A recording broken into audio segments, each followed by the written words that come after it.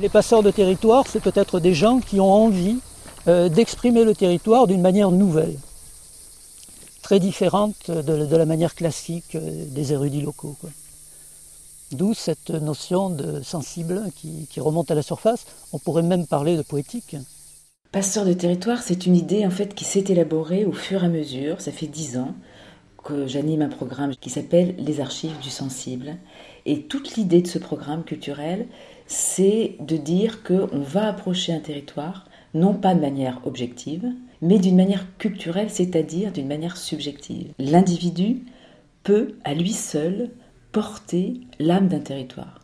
La Narbonnaise est bien une région méconnue qu'on ne fait que traverser. Et la notion de passeur, c'est tout le contraire.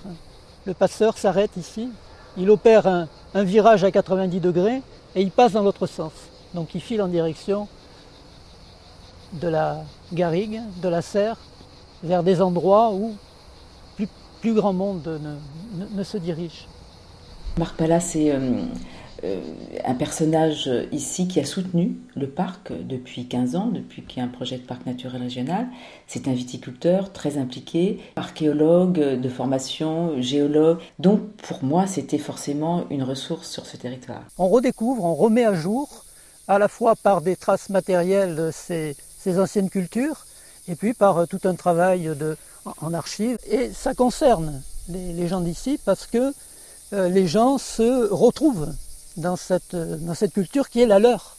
C'est un bon exemple de l'esprit de la politique culturelle du parc. On va apporter des nouvelles ouvertures, on va essayer d'ouvrir des nouveaux champs de connaissances et d'interprétation du territoire. Ce sont très souvent des balades autour d'un thème. Il y a beaucoup de gens qui se déplacent, hein. Parfois il y a jusqu'à 100 personnes qui viennent à ces balades.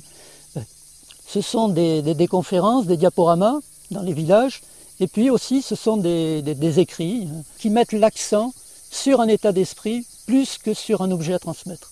Voilà, nous sommes sous un chêne vert qui est un marqueur de propriété, et ici il y a une plaque qui a été incrustée dans le chêne par le propriétaire, un viticulteur âgé maintenant, un poète, qui écrit donc « Amaras, aïe des fréjals, mais passe des salles ». Alors ce qui veut dire, en essayant de traduire en français, Amaras, c'est le nom du ténement ici. Il y a des fréjals, c'est des grosses pierres un peu dans ce type, mais il n'y a pas de sel. Parce que beaucoup de vignes en bordure de l'étang sont des vignes avec des remontées salines et des difficultés. Donc la difficulté ici, c'est de labourer parce que c'est truffé de cailloux, mais au moins on n'a pas de sel. Ce qu'on peut dire, Marc, c'est que ce qu'on partage ensemble, c'est cette idée qu'un territoire, c'est un territoire réel, un territoire concret, c'est aussi un territoire intérieur. Donc les habitants habitent évidemment un territoire, mais ils sont habités par ce territoire aussi. Donc ça, c'est ce qui nous relie. Qu'est-ce qu'une culture ? Est-ce qu'une culture, c'est une érudition ? Je ne pense pas. Une culture, c'est un état d'esprit, c'est quelque chose qui va nous permettre de nous sentir bien là où on est. Voilà, avant tout, je la définirais comme ça. C'est un moyen qui nous permet de mieux être au monde. Voilà pour moi ce qu'est la culture.